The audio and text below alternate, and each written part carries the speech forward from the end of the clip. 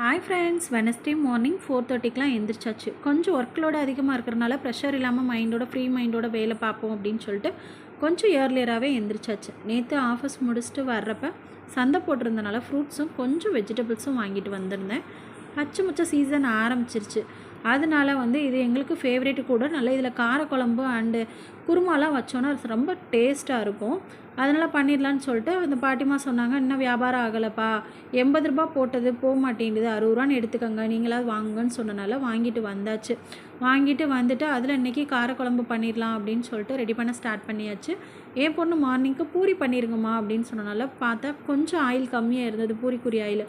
அதனால் சப்பாத்தி உருளைக்கிழங்கு குருமா பண்ணிடலாம். மதியானம் லஞ்சுக்கு காரக்குழம்பும் பீட்ரூட் பொரிச்சிடலாம், கொஞ்சம் ரசம் வச்சிடலான்னு சொல்லிட்டு ஸ்டார்ட் பண்ண ஆரம்பித்து முடிச்சாச்சு.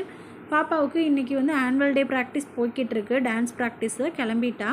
இன்றைக்கி டே சூப்பராகவே போச்சு. இதே